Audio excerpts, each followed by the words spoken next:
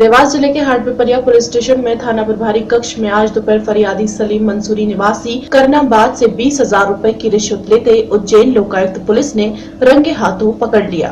फरियादी जयपुर स्थित एक चिट फंड कंपनी के झांसे में आ गया था, जिसका कार्यालय हाटपिपलिया में खोला गया था।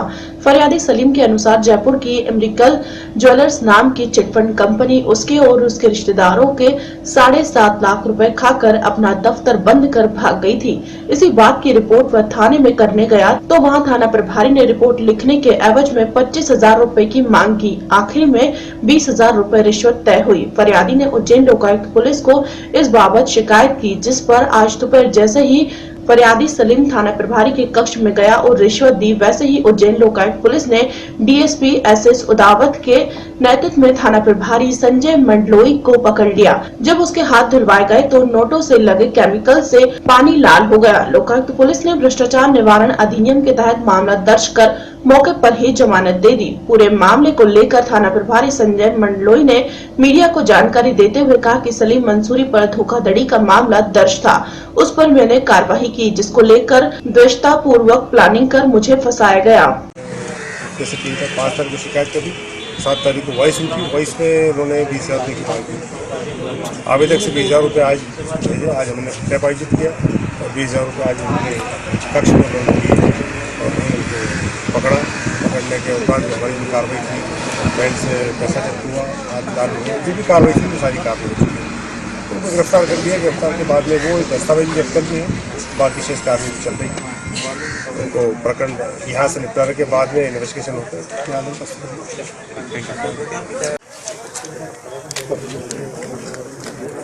रोल है अमेरिकल ज्वेलर्स प्राइवेट लिमिटेड एक सोना बुक कराने के नाम से कंपनी थी, जिसकी शिकायत मैंने यहाँ पर थाना में की थी और इसमें साक्ष्य में मैंने की थी, जिसकी जांच में इन्होंने ले लिया था। करीब 5 महीने इसको जांच करते करते हो गए। उसके बाद थाना प्रभारी ने मुझे फ़ोन करके कहा कि साहब आप आ जाइए, FIR का खर्चा कितना दे पाएंगे आप।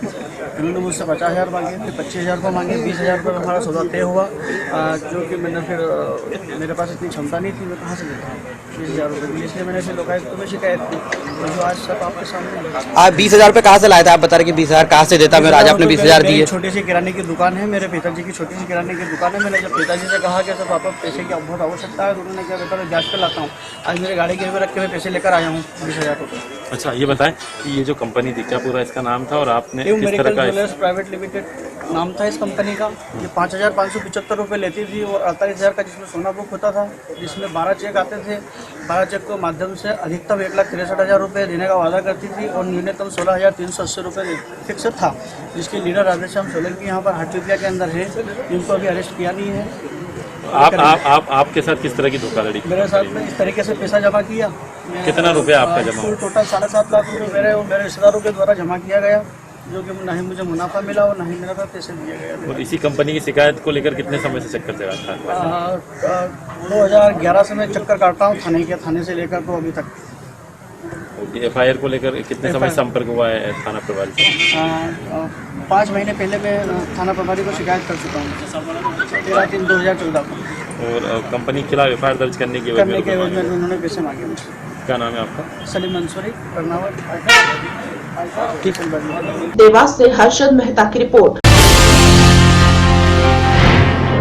विश्व विख्यात पर्यटक स्थल खजुराहो मेले में नाबालिग बच्ची से दुष्कर्म की खबर आश्चर्य भी है, पर यह सत्य है। मध्य प्रदेश के छतरपुर जिले में इस खजुराहो के मंदिर देश ही नहीं अपितु संपूर्ण विश्व में अपनी प्रतिभा की पहचान बनाए हुए है।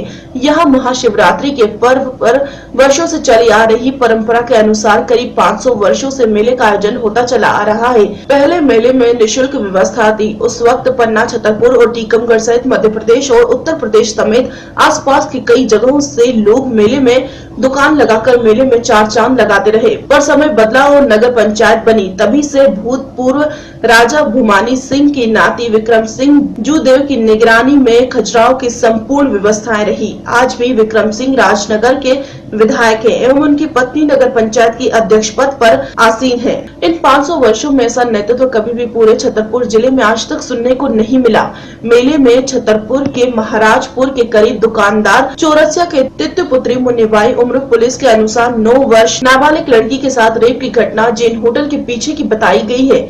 लड़की को घायल अवस्था में जिला स्वास्थ्य केंद्र में आनन फानन में ग्वालियर के लिए रेफर करा दिया गया, जहां इलाज के साथ एक ऑपरेशन सफल बताया गया और लड़की को खतरे से बाहर बताया जा रहा है। पुलिस अधीक्षक ललित चाक्यावार एवं डीआईजी के.सी. जैन ने इस घटना को गंभीरता से लेते हुए 10,000 रुपए अभियुक्त का पता बताने वाले को इनाम के रूप में देने की घोषणा की है।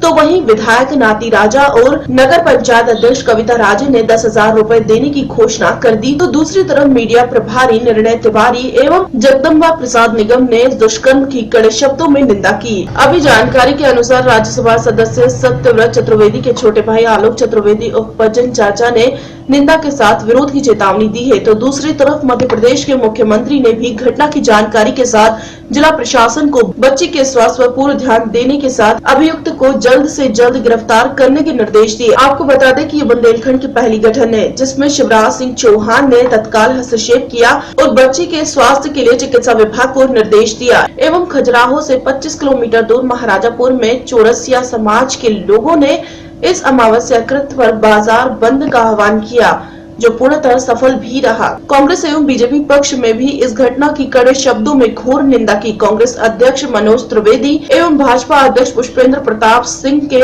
नाबालिग से बलात्कार की निंदा कर छतरपुर महाराजपुर खजुराहो में बंद का आह्वान किया, जो सफल भी रहा। इसमें पक्ष विपक्ष ने मिलकर एकता का परिचय दिया। वरिष्ठ कांग्रेस योगेंद्र प्रताप सिंह जिला न्यायालय क्राइम के विशेषज्ञ ने उच्च अधिकारियों से बात की और इस बात के जघन्य अपराध को दोषियों के केस लड़ने से अपनी साथियों से अपील की, जिसमें एडवोकेट जगदम्बा प्रसाद निगम, एडवोकेट चौरसिया शामिल रहे। एएसपी नीरज पांडे ने जानकारी देते हुए बताया कि महाराजपुर के चौरसिया शिवरात्रि के खजुराहो मेले में जनरल स्टोर की दुकान लगाए हुए थे। उनकी पत्नी का देहांत कुछ महीने पहले सर्पदंश के कारण हुआ था, इसलिए वे अपनी बच्ची को साथ में मेले में लाए थे। बीते रोज 9 तारीख बुधवार को दुकानदार की 9 साल की पुत्री मुन्नीबाई मेले में दुकान के आसपास घूम रही थी कि अज्ञात युवकों ने उसे खाने पीने का लालच देकर मेले के पिछले हिस्से में बने जैन होटल के पीछे ले जाकर दुराचार कर लड़की को अर्धचेतन अवस्था में छोड़कर भाग निकला। जानकारी के मुताबिक मुन्नी की छोटी बहन ने पुलिस को युवक का हुलिया बताया, जिससे अभियुक्त का स्केच जारी हो सका, पर फिर भी पुलिस अपराधी को पकड़ने में नाकामयाब साबित हुई। आपको बता दें कि मेले में मात्र 100 फीट की दूरी पर पुलिस थाना स्थित है। मेले का संचालन पुराने अनुभवी लोगों द्वारा हर साल होता है, परंतु ये संचालक कमेटी मात्र मेले में अवैध वसूली करने में संलग्न रहती है। लाइट वाले से कमीशन लेना, दुकानदारों को बेवजह परेशान करना, दुनिया भर के कानून बताकर पैसे ऐंठना इनका मूल मंत्र है। विधायक विक्रम सिंह ने ऐसे आक्रमणीय लोगों को अगले साल मेले का संचालन न करने देने की बात कही है। मुख्यमंत्री शिवराज सिंह चौहान के निर्देश पर एसपी एंड डीआईजी घटनास्थल पर पहुंचे, जबकि इसी समय मात्र 50 किलोमीटर दूरी पर जल उपभोक्ता के चुनाव 13 संपन्न होना है। ऐसी स्थिति में शिवराज सिंह चौहान ने बड़ी तत्परता से ध्यान देने को कहा है, क्योंकि ये बुंदेलखंड की पहली घटना है, जिस कारण सबको आशा नहीं बल्कि पूर्ण विश्वास है कि एसपी दलित चायकवार के निर्देशन में आरोपी तत्काल गिरफ्तार होगा। उन्होंने जल्द से जल्द आरोपी को गिरफ्तार करने का आश्वासन दिया। सूखे की मार झेल रहे बुंदेलखंड को अब बिजली समस्या से दो चार होना पड़ रहा है। देश के मुख्यमंत्री बुंदेलखंड को 24 घंटे बिजली मुहैया कराने की कई बार घोषणा कर चुके हैं, लेकिन प्रारंभिक गर्मी में भी इनकी घोषणाओं ने दम तोड़ना शुरू कर दिया है। महोबा जनपद में बामुश्किल 8 से 10 घंटे की बिजली के दर्शन हो रहे हैं। ऐसे में चल रहे बोर्ड एग्जाम छात्रों के लिए मुश्किलें खड़ी हो रही है। समय में बिजली न मिलने से छात्र छात्राएं एग्जाम की तैयारी भी नहीं कर पा रहे हैं, तो वहीं व्यापारियों के धंधे पर भी प्रभाव पड़ रहा है। महोबा बुंदेलखंड का वो जनपद जहां सूखे का कहर हावी है, उस पर बिजली की मार उसके लिए किसी नासूर से कम नहीं है। प्रदेश के मुखिया यहाँ के बाशिंदों को 24 घंटे बिजली देने का बार बार वादा कर चुके हैं। खुद मुख्यमंत्री ने महोबा आकर एक बड़े सोलर पावर प्लांट का शुभारंभ भी किया। मंशा थी कि यहाँ के लोगों को भरपूर बिजली मिल सके और यहाँ के व्यापारी अपने लघु उद्योग से अपनी जीविका कमा सके, लेकिन बिजली समस्या ने उन्हें बर्बाद कर रखा है। उद्योग के अलावा घर पर रखे बिजली के उपकरण भी शोपीस बने हुए हैं। टीवी हो या पंखे सब बंद पड़े हैं। बोर्ड एग्जाम की तैयारी कर रहे स्कूली बच्चों को इस बिजली समस्या का सबसे बड़ा खामियाजा भुगतना पड़ रहा है। बच्चे पसीने से तर लैंप में पढ़ने के लिए मजबूर है। आम नागरिक भी बिजली की इस आंख मिचोली से परेशान है। रात में हो रही कई घंटों की कटौती लोगों की नींद भी हराम किए हुए है। लोगों का कहना है कि सपा सरकार इटावा, सफाई और मैनपुरी को यहाँ के हिस्से की बिजली दे रही है। वहाँ के लोग बिजली का आनंद उठा रहे हैं तो बुंदेली बिजली की किल्लत से हलाकान है। बिजली समस्या को लेकर हमने विद्युत विभाग के अधिकारियों से कई बार बात करने का प्रयास किया, लेकिन कैमरे के सामने आने से वो कतरा रहे हैं। ये परेशानी है, लाइट मिलती नहीं है टाइम आने में, काम देने में तो जनरेटर चला के काम करते हैं। लाइट की बहुत बड़ी दिक्कत है कि बहुत प्रॉब्लम है लाइट से। लाइट का कोई भरोसा नहीं, कब आएगी कब चली जाएगी, थोड़ी देर मिलती है चली जाती है। उसकी वजह से अपना धंधा नहीं कर पा रहे हैं, बहुत नुकसान हो रहा है, बहुत परेशानी है हमें। किस चीज़ का काम करते हो आप? हमारा काम है वेल्डिंग का, गेट वेट बनाते हैं, उसके लिए हमें लाइट की सख्त ज़रूरत रहती है, पर लाइट मिलती नहीं है और लाइट की वजह से हमें बहुत दिक्कत हो रही है। लगभग कितने घंटे लाइट मिलती होगी? कभी मान लो आएगी ये आधे घंटे आएगी, फिर चली जाएगी, फिर आ गई तो एक आध घंटा रहेगी। ऐसे मान लो दिन में 4-5 घंटे मिलती है मुश्किल में, वो भी आती जाती रहती है।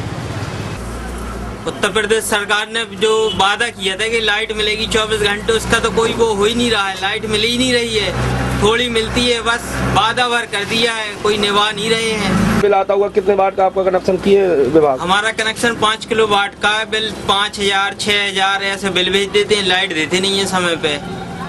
लाइट की वजह से बहुत दिक्कत हो रही है। महोबा से इसराइल कुरैशी की रिपोर्ट।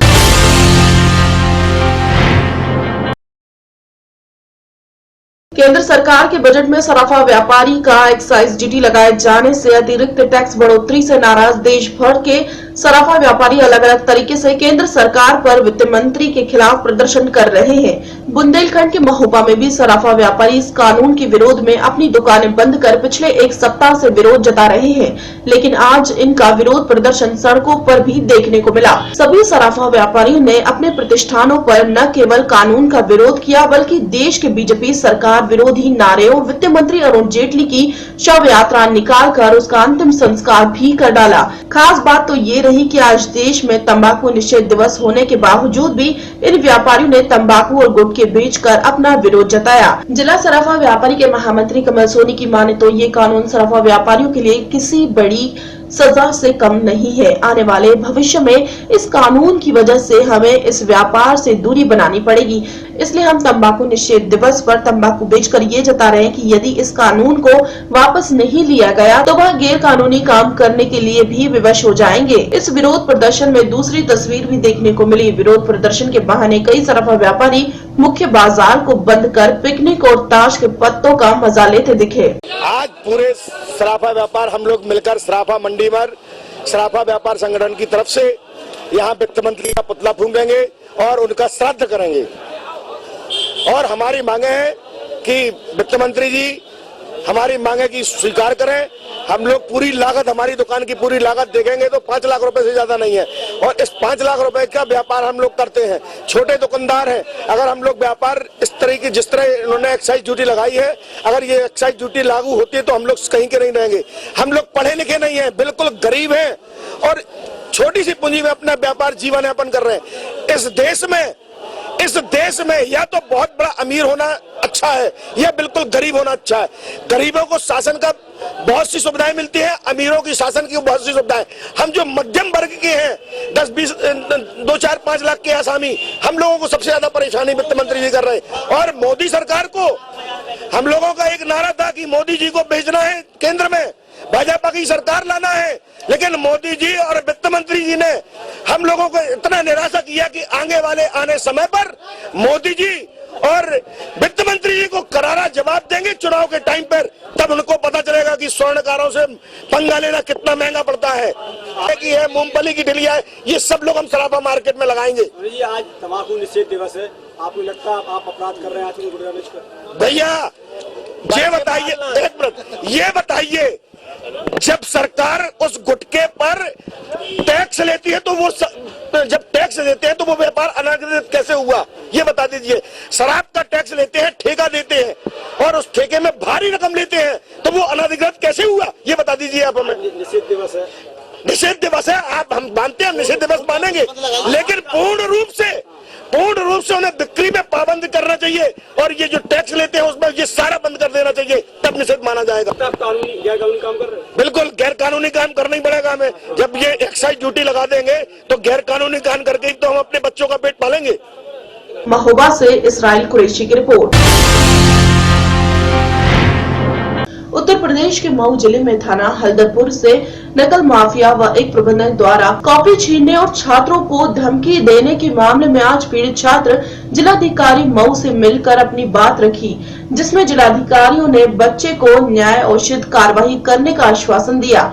पूरा मामला हल्दरपुर थाना क्षेत्र के गहना आवरणा गांव के स्थित बाबू नंदन इंटर कॉलेज का है, जहां हाई स्कूल की परीक्षा हो रही थी। तभी कॉलेज के प्रबंधक हर एक क्लास में नकल कराने के पैसे मांग रहे थे, लेकिन कुछ बच्चों ने नकल कराने का पैसा नहीं दे पाए। उसके बाद प्रबंधक सहित कॉलेज प्रशासन ने छात्रों को पीटकर उनकी कॉपियां छीन ली और कॉलेज से भगा दिया। वहीं लगभग दर्जन भर छात्र छात्राओं का पेपर खराब हो गया, जिसके बाद छात्र छात्राओं के थाने में प्रबंधक के खिलाफ तहरीर देकर कार्रवाई करने की मांग की। जी हमारे साथ ये हुआ है कि एक्चुअली हम गए थे एग्जाम देने हाई स्कूल का, वहाँ पे पहले पेपर दिए हैं, कॉपी दिए हैं, उसके बाद सिग्नेचर करवाए हैं जो आती है कॉपी, और दस्तखत उसखत करके उसके बाद पूछे हैं कि पैसा तुम्हारा कितना जमा है।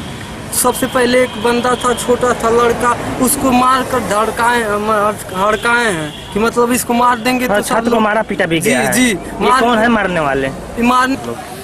सर ऐसा है कि हम लोग पेपर देने के लिए गए थे, सुविधा शुल्क हम लोग नहीं जमा किए थे, ठीक। इसके वजह से बोले थे कि सुविधा शुल्क 2500 रुपया नहीं तुम लोग जमा करो, तुम्हारी कॉपी छीना जाएगा। किस स्कूल का मामला?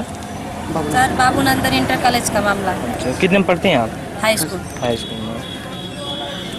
तो आपको नहीं दिया गया है? नहीं, कॉपी देकर दस्तखत कर लिए गए, कोई कुछ भी नहीं लिखाया गया, छीन लिया गया है। कौन छीना है? मनोज यादव। मनोज यादव कौन है ये? प्रबंधक है। प्रदर्शन कर रहे हैं, क्या मामला है? एक विद्यालय के जो प्रबंधक है उनके खिलाफ शिकायत आई है कि उन्होंने शायद कोई सुविधा शुल्क मांगा, जिस तरह से वो बता रहे हैं, और इसी कारण लोगों के पेपर जब्त कर लिया। अब एक इसमें तकनीकी समस्या ये आ रही है कि सारे पेपर सील हो गए, हमने DIO को भेजा भी था। अब हम शासन से अनुमति लेंगे कि उन सील को खुलवा कर हम वेरीफाई करेंगे क्या इन बच्चों के साथ वास्तव में इनकी जो आरोप लगाया जा रहा है कि जो शीट्स खाली हैं, और अगर वैसा पाया गया तो फिर हम बहुत कड़ी कार्रवाई सुनिश्चित करेंगे। मऊ से आसिफ रिजवी की रिपोर्ट।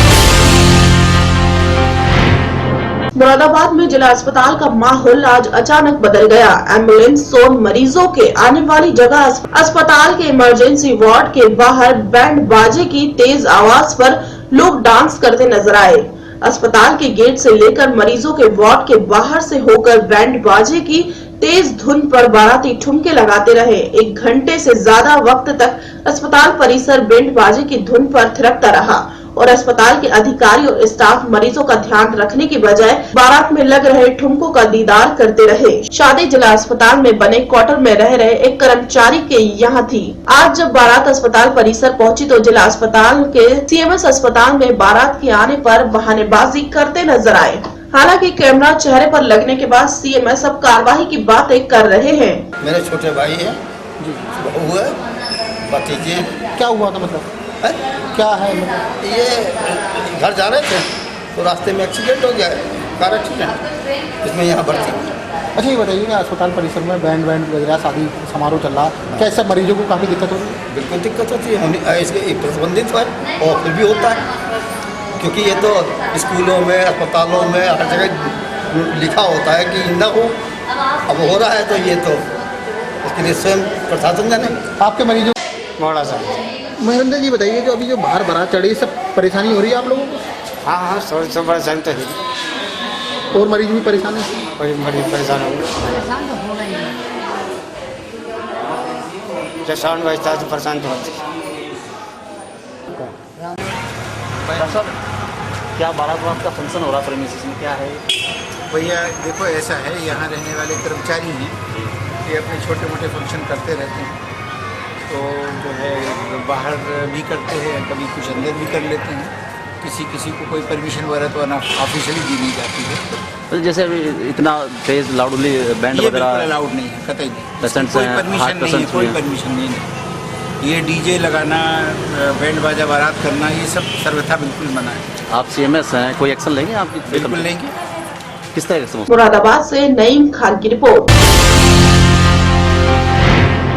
उत्तर प्रदेश के मुख्यमंत्री अखिलेश यादव आज मुरादाबाद के बिलारी कस्बे में पहुंचे। यहां के सपा विधायक हाजी इरफान की 2 दिन पहले सफाई जाते वक्त बदायूं जिले में एक एक्सीडेंट में दुखद मौत हो गई थी। विधायक के भाई और बेटे ने मुख्यमंत्री से शिकायत करते हुए आरोप लगाया कि एक्सीडेंट के बाद 4 घंटे तक घायल विधायक को उपचार नहीं दिया गया। स्वास्थ्य विभाग के डॉक्टर लापरवाही करते रहे। पीड़ित परिवार ने मुख्यमंत्री को बताया कि घायल विधायक को बदायूं से जिस 108 एम्बुलेंस में बरेली ले जाया गया था उसमें ऑक्सीजन सिलेंडर तक नहीं था, जिसके कारण अस्पताल पहुंचने से पहले ही विधायक ने दम तोड़ दिया। इतना ही नहीं, बदायूं के प्राथमिक स्वास्थ्य केंद्र में भी विधायक को डॉक्टर ने ठीक से नहीं देखा और इलाज में लापरवाही करते रहे। पीड़ित परिवार ने मुख्यमंत्री से पूरे मामले की मजिस्ट्रेट जांच कराए जाने की मांग की है, लेकिन सुनिए मुख्यमंत्री ने अपने ही विधायक की मौत पर क्या कहा। वो हमारे बीच नहीं है, उनके बेटे, हम उनके परिवार से मिले, बहुत दुखी है परिवार, उनके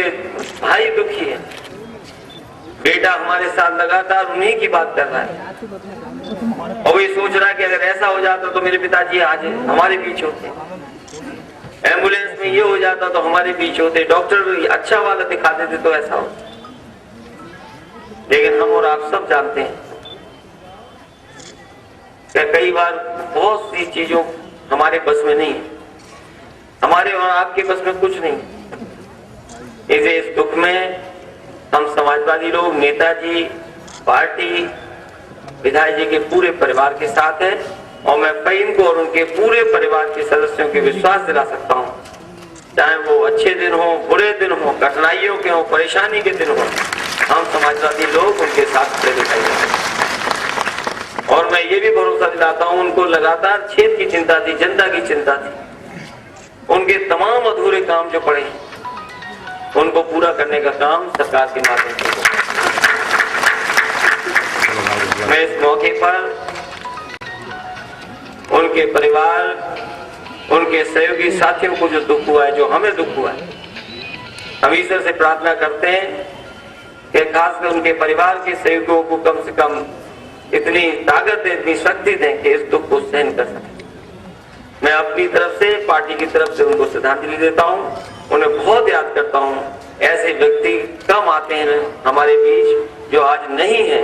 हमें आज ज्यादा कमी महसूस हो रही है। आज हमें महसूस हो रहा है कि ऐसा व्यक्ति जो हमारे बीच था, कितना नेक इंसान, कितना अच्छा आदमी, वो आज हमारे बीच नहीं है। हम पूरे परिवार के साथ इस दुख में।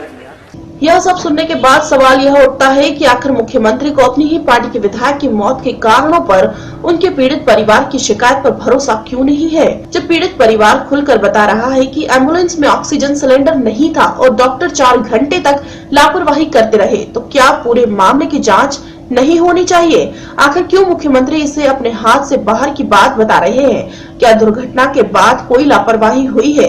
इसकी जांच करा लेने में मुख्यमंत्री को परेशानी क्या? यूपी में अगले साल चुनाव होने वाले हैं और ऐसे में सरकार नहीं चाहती कि कहीं किसी प्रकार की नाकामी जनता के सामने आए, इसलिए मुख्यमंत्री ने सब कुछ नियति पर छोड़ देने की सलाह दे दी। क्या ऐसे सुधरेगी यूपी की स्वास्थ्य सेवा? वो चाहे गाड़ी की टेक्निकल कमी की वजह से हुई हो या जो भी हालात उसमें रहे हो, मैं क्योंकि गाड़ी में सवार नहीं था, लेकिन फिर भी जो गाड़ी में सवार थे, जो ये चुटैल हैं, इन तमाम से जो बात हुई है, उन तमाम में गाड़ी किसी सूरत डगमगाई और उसने कई पलटे खाए हैं और खाई के पार दूर जाकर गाड़ी गिरी है। पलटे खाने के दरमियान भी 5 लोग उससे बाहर आ गए थे, 3 लोग सिर्फ उसमें बचे थे। लेकिन यहाँ पर मैं जिस बात को लेकर आप तमाम के सामने अपनी बात रखना चाहता हूँ, जिसे हम माननीय मुख्यमंत्री जी के सामने भी रखेंगे, वो सबसे खास चीज ये है कि वहां से मेरे भाई ने तो ये जज्बा दिखाया, विधायक जी ने, कि अपने से पहले उन तमाम घायलों को जो 108 एम्बुलेंस वहां बुलवाई गई थी उसमें रखवाया और उसमें जब जगह नहीं थी तो खुद को पुलिस की गाड़ी में अपने आप को ये मानकर कि मुझसे पहले दूसरों को सहायता मिले, उन्होंने ये जज्बा दिखाया। घटनास्थल से तकरीबन 1 घंटा आने में उझानी तक लगा कि गाड़ी वहां तक पहुंची और फिर वो वहां पहुंचे, लेकिन उझानी के सरकारी अस्पताल में जिस प्राथमिक एड की मेरे भाई विधायक जी को जरूरत थी, ना उनको दी गई और ना ही दूसरे घायलों को दी गई। 2 लोग रास्ते ही में दम वहां तक तोड़ चुके थे। उसके बाद इन तमाम को सिर्फ रेफर करने की कार्रवाई वहां से उझानी के अस्पताल से की गई और मैं इत्तला के बाद सबसे पहला पहुंचने वाला अपने परिजनों में से था, जिसने उझानी के बाहर ही, वो मैं अभी बताता हूं, वो चीज इसमें आपको सामने आ जाएगी। वहां से एम्बुलेंस के ही जरिए अस्पताल, जो जिला अस्पताल है बदायूं का, उसमें आ गए और वहां पर अस्पताल में सीएमओ साहब बहुत देर से आए, बाकी जितने डॉक्टर भी वहां मौजूद थे, तो कोई असल सुविधा देने के लिए तैयार नहीं था। उनका ज्यादा मंशा सिर्फ नाम और पते नोट करने में था। हम लोगों ने इसकी आपत्ति भी की। मुरादाबाद से नईम खान की रिपोर्ट। थाना सराय लखनसी क्षेत्र के ग्राम किन्नूपुर में जमीनी विवाद को लेकर दबंगों ने दलित हरिचंद्र राम को मारा पीटा और 2 झोपड़ियों को फूंक डाला। घटना के पीछे जमीनी विवाद बताया जा रहा है। घटना की सूचना पाकर मौके पर पहुंची पुलिस छानबीन कर रही है। थाने में पुलिस ने पीड़िता की तहरीर तक दर्ज नहीं की है। पुलिस इस मामले में कुछ भी कहने से इनकार कर रही है, लेकिन पीड़िता का कहना है कि पुलिस दबंगों के साथ मिली हुई है, इसलिए थाने पर तहरीर देने के बाद भी मुकदमा दर्ज नहीं किया गया। क्या हुआ है बताओ पूरा मामला। सर ये ऐसा है नहीं, जो अगर हमारे ज़मीन में जो है कि बंजर ज़मीन थी, उसमें खाली ज़मीन है और खाली ज़मीन पे जो है कि हम लोगों ने थोड़ी सी बड़ी झोपड़ी डाल के रखे थे। तो दबंग लोग जो है कि दरोगा सिंह और सुशील सिंह और लोग थे उनके साथ में, और मिल के वो झोपड़ी फूंक दिए हैं लोग और मारे पीटे भी हैं लोग। हाँ, और थाना अध्यक्ष जी को हम लोगों ने सूचित किया, तो यहाँ से कोई सुनवाई नहीं हो रही, कोई कार्रवाई नहीं हो रही हम लोग। ये दरोगा सिंह कौन है? एडवोकेट हैं दरोगा सिंह कचहरी के मामले इस समय बने। अच्छा, तो क्या कर रहे हैं वो? कर रहे हैं तुम लोग कुछ भी कर लो, जिला में कुछ नहीं हो सकता है, हमारा कुछ नहीं तुम लोग कर पाओगे। कहाँ का मामला है ये? किन्नूपुर, ताजूपुर का। किन्नूपुर का। ये कब, ये जमीन किसके नाम से है? बंजर है, किसी के नाम से नहीं है? बंजर है खाली। अच्छा, तो क्या कर रहे हैं वो लोग? कह रहे हैं कि हमारा चेक है। तो कुछ दिखा रहे हैं कागज, किसी तरह चेक कुछ नहीं दिखा रहे हैं, उसी तरह कर रहे हैं, सब दादली कर रहे हैं, तब महंगाई कर रहे हैं इसे। ये कब की घटना है? सुबह 9 बजे की। थाने पर गए थे तो क्या कहे थाने का? कोई सुनवाई नहीं हो रही, कुछ नहीं हो रहा है। क्या कहा? ब्रिगेड को बुलाए थे हम लोग, कुछ नहीं हुआ। वहाँ से कह रहे हैं लोग भाई अब आगे आप लोग कार्रवाई करिए, हम लोगों की बस की नहीं है यहाँ से। कौन कर रहा है? अध्यक्ष जी कर रहे हैं वहाँ से, थाना अध्यक्ष। थाना अध्यक्ष कर रहे हैं कि हमारे बस की बात नहीं, आगे कार्रवाई करिए। हाँ, आगे से करो। आपने इसकी दरखास्त दिया किसी को? मऊ से आसिफ रिजवी की हर्ष फायरिंग पर अंकुश लगाने के शासन के आदेश हवाई साबित हो रहे हैं। पुलिस प्रशासन पूरी तरह से इसे रोक पाने में फेल साबित हुई है। शासन के आदेश के बाद भी पुलिस कोई बड़ी कार्रवाई करने में सफल नहीं हुई है। यही वजह है कि आए दिन हर्ष फायरिंग से होने वाले हादसों की संख्या लगातार बढ़ती जा रही है। शादी समारोह में हर्ष फायरिंग के चलन को अस्वीकार करते हुए सुप्रीम कोर्ट का आदेश है कि ऐसे सामाजिक समारोह में जहां बड़ी संख्या में लोग इकट्ठा होते हैं, हथियारों का इस्तेमाल नहीं किया जाना चाहिए। ऐसा ही सुप्रीम कोर्ट के आदेश का मखौल उड़ाने का एक मामला मुरादाबाद के थाना डिलारी क्षेत्र के गांव मलकपुर में देखने को मिला, जहां शादी समारोह में हर्ष फायरिंग कर दी, जिसमें गोली लगने से राजू सैनी उर्फ नरेंद्र की मौत हो गई। राजू शादी की मूवी बनाने का काम करता था और वह घटना के समय शादी की वीडियो बना रहा था। मृतक राजू के परिजनों के अनुसार फायरिंग करने वाले युवक का नाम अरविंद है और वह फायरिंग करते ही फरार हो गया था और गोली लगने के बाद किसी को न बताने की वजह से मृतक के साथी पर काफी सख्ती भी की गई। फिलहाल इस मामले में मुरादाबाद पुलिस की एसपी देहान सुजाता सिंह का कहना है कि नरेंद्र नाम के युवक की गोली लगने से मौत हो गई है। हर्ष फायरिंग करने वाले को गिरफ्तार कर धारा 302 के तहत कार्रवाई करते हुए जेल भेज दिया गया है। मुरादाबाद पुलिस के एसपी देहान सुजाता सिंह का कहना है कि हर्ष फायरिंग पर रोकथाम के लिए जिसके घर शादी हो उसको नोटिस भिजवाए जा रहे हैं, जिसमें साफ साफ लिखा होता है अगर कोई भी हर्ष फायरिंग की घटना घटती है तो उसका जिम्मेदार जिसके यहाँ शादी हो रही है वही होगा। वही हम पूरी कोशिश कर रहे हैं कि हर्ष फायरिंग पर पूर्ण रूप से रोक लगाई जाए। शिवराज सिंह सर। ये मृतक जो थे आपके कौन थे? मेरा भतीजा लगता था। ये वीडियो कैसेट बनाता था, रात की शादी थी उसमें गया हुआ था, तो उसमें वीडियो कैसेट बना रहा था। या तो मतलब इसने जो है उनके कहने के अनुसार वीडियो नहीं बनाई है, तो इस वजह से इन्होंने मतलब क्या करा ये नहीं कह सकता, गोली मार दी वाला उसको, वो गोली लगते के साथ ही वो खत्म हो गया। फिर इन्होंने इसको घुमाया, बॉडी को लेकर जहाँ था घूम रहा करा। जो इसके साथ था उसको भी जो है इन्होंने मतलब फोन तक नहीं करने दिया। जब बॉडी को दूसरी गाड़ी में चेंज कर दिया तब उसको अकेले उसने फोन किया। टिल्लारी थाना क्षेत्र में हर्ष फायरिंग में एक की मौत हो गई, क्या मामला है पूरा? ये कल हमें पता चला कि कोई नरेंद्र नाम के व्यक्ति हैं जिनकी मृत्यु हो गई है हर्ष फायरिंग में, तो उनको गिरफ्तार कर लिया गया है मुलजिम को, उनको 302 में जेल भेजा जाएगा। मैम काफी सक्रिय वो डीजीपी के आदेश हैं कि हर्ष फायरिंग ना हो, उसके बावजूद भी लगातार ऐसी घटना घटित हो रही हैं। क्या इसकी रोकथाम के लिए क्या नहीं, इसकी रोकथाम के लिए हम लोग ऑलरेडी कई ऐसे उपाय कर रहे हैं, जैसे कि जितने भी शादियां होती हैं उनको नोटिस भिजवाना और कई ऐसी चीजें। लेकिन ये मतलब हम बहुत कोशिश करेंगे कि इसको हम लोग कंट्रोल में लाएं, ये हमारी तरफ से कोशिश होगी। मतलब नोटिस में मैम क्या? नोटिस में जैसे जिनके यहाँ पे शादियां हो रही हैं तो उनको इस तरीके का नोटिस दिया जा रहा है कि अगर आपके यहाँ पे कोई इस तरीके की घटना होती है तो इसकी जिम्मेदारी आप होगी, आपके परिवार मतलब जिनके यहाँ शादी समारोह हो रहा है उसकी जिम्मेदारी होगी, तो आपके खिलाफ सख्त से सख्त कार्रवाई की जाएगी। वो खबर ऐसी चलेगी क्या? अच्छा। मुरादाबाद से नईम खान।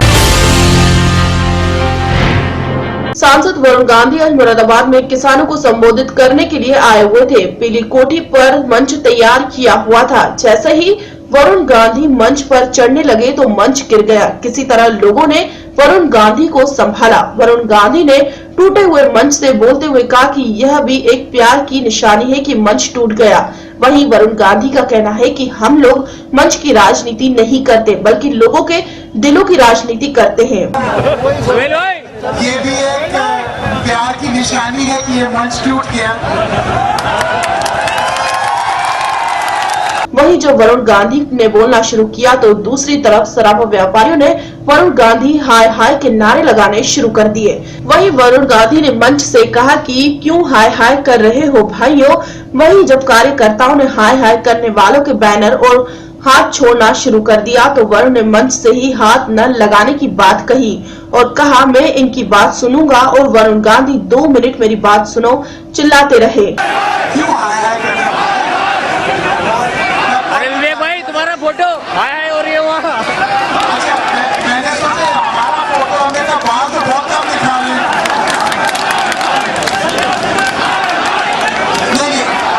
आप लोग एक काम करिए। मुरादाबाद से नईम खान की रिपोर्ट। जैसे जैसे पंजाब विधानसभा के चुनाव नजदीक आ रहे हैं, पंजाब की हर सियासी पार्टी एपीआई मजबूती के दावे कर रही है और शहर शहर और गांव गांव अपने वोट बैंक को पक्का करने के लिए प्रयत्नशील है और हर जगह नुक्कड़ मीटिंगों का दौर शुरू है। इसी के तहत आज श्री मुक्तसर साहिब के स्नातक भाई महा सिंह दीवान हाल में जिला अकाली दल की तरफ से एक हंगामी मीटिंग का आयोजन किया गया, जिसमें जिला श्री मुक्तसर साहिब की पूरी अकाली लीडरशिप ने भाग लिया। जे आप एक एक करके गिणिए और दूसरे पासे देश के आजाद होने तो राज तो बिना सारी जिन्नियां पार्टियां ने राज किया है उन्हां दीयां प्राप्तियां नूं गिणो तां तुहाडा पलड़ा बहुत भारी। अज भगत धन्ना जी जब 600 साल जन्मदिन मना रहे हैं धुआं कला राजस्थान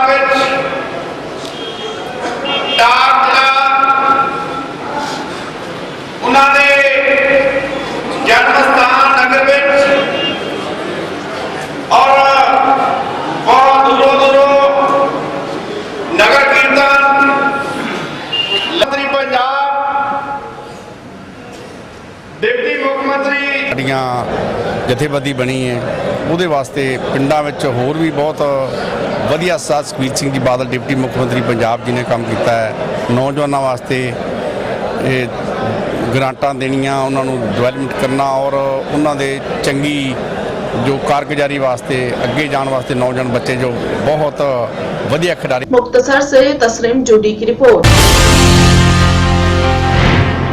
अबोहर चर्चित भीम टोंक मामले में आज पुलिस ने अबोहर अदालत में ड्यूटी मजिस्ट्रेट माननीय जसवीर सिंह की अदालत में कुल 26 आरोपियों में से 24 का किया चालान पेश। 2 आरोपी फार्म हाउस मालिक और एक अन्य राजा का चालान बाद में करेगी पेश। अदालत में चालान पेश किए जाने के बाद पीड़ित परिवार के वकील सुरेंद्र सिंह तिन्ना ने कहा कि पुलिस शिवलाल डोडा को बचाने की कोशिश कर रही है, इसलिए उन्होंने चालान के साथ उनका चालान पेश नहीं किया। उन्होंने कहा कि उन्हें लगता था कि पुलिस इस मामले को कमजोर करने की कोशिश कर रही है, इसलिए उन्होंने चालान पेश करने की तयशुदा 90 दिन के अंदर चालान पेश किए जाने संबंधी एक अर्जी माननीय Punjab and Haryana high court में लगाई थी और कोर्ट में दिए निर्देश पर पुलिस को चालान पेश करना पड़ा, लेकिन अभी भी पुलिस शिवलाल डोडा को बचाने की कोशिश में है, इसलिए उन्होंने इस चालान के साथ उनका चालान भी पेश नहीं किया। प्रॉपर 3 महीने की इन्वेस्टिगेशन के बाद ਅੱਜ ਚਲਾਨ ਪੇਸ਼ ਕੀਤਾ ਜਨਾਬ ਜਸਵੀਰ ਸਿੰਘ ਜੱਜ ਸਾਹਿਬ ਦੇ ਡਿਊਟੀ ਮੈਜਿਸਟਰੇਟ ਸੀਗੇ। ਉਹਨਾਂ ਨੇ ਪ੍ਰੋਪਰ 3 ਮਹੀਨੇ 'ਚ ਇਸ ਕੇਸ ਦੀ ਪੂਰੀ ਤਫਤੀਸ਼ ਕੀਤੀ ਹੈ, ਹਰ ਤਰ੍ਹਾਂ ਦੇ ਮੈਥਡ ਅਪਣਾਏ ਇਹਦੇ ਵਿੱਚ, ਸਾਇੰਟੀਫਿਕ ਮੈਥਡ। ਅੱਜ ਤੱਕ ਕਿਸੇ ਵੀ ਕੇਸ ਵਿੱਚ ਕੋਈ ਇਹੋ ਜਿਹਾ ਮੈਥਡ ਨਹੀਂ ਅਡਾਪਟ ਕੀਤਾ ਗਿਆ ਜਿਹੜਾ ਇਸ ਭੀਮਟਾ ਕੇਸ ਦੇ ਵਿੱਚ ਉਹਨਾਂ ਨੇ ਅਡਾਪਟ ਕੀਤਾ ਹੈਗਾ। ਉਸ ਦੇ ਬਾਵਜੂਦ ਵੀ 2 ਬੰਦਿਆਂ ਦੀ ਜਿਹੜੀ ਇਨਕੁਆਇਰੀ ਹੈ ਹਾਲੇ ਪੈਂਡਿੰਗ ਹੈ, ਜਿਹੜੇ 24 ਜਿਹੜੇ ਅਕਿਊਜ਼ ਦਾ ਚਲਾਨ ਦਿੱਤਾ ਗਿਆ ਹੈ, ਔਰ 2 ਬੰਦੇ शिवलाल और राजा जिन्हों के खिलाफ कोई पुख्ता सबूत ही नहीं बनी, जिस करके उन्होंने अज तक उन्होंने खिलाफ कोई चलान नहीं पेश किया गया है। और ये मेरे कौंसल लैंड कौंसल कह रहे थे कि उन्होंने 1 महीना टाइम होर दिता गया, कोई टाइम नहीं दिता गया होया। पुलिस ने कोई टाइम नहीं दिता जज साहब ने इन्वेस्टिगेशन फर्दर वास्ते। ये पुलिस अपने लैवल पर कर रही है, जो भी इन्वेस्टिगेशन कर रही है अपने लैवल पर करके, और जो बनता होया चलान तो जरूर उन्होंने खिलाफ देंगे। हाले तक इन्होंने 2 दोषियों के खिलाफ कोई चलान जो अदालत में पेश होने के संबंध में कोई कागज पत्र या कोई किसी तरह का डॉक्यूमेंटरी एविडेंस इन्होंने सामने नहीं आई, जिस करके उन्होंने खिलाफ हाले तक चलान नहीं पेश किया है। मोगा से कैमरामैन हरपाल के साथ विपिन ओकारा की रिपोर्ट।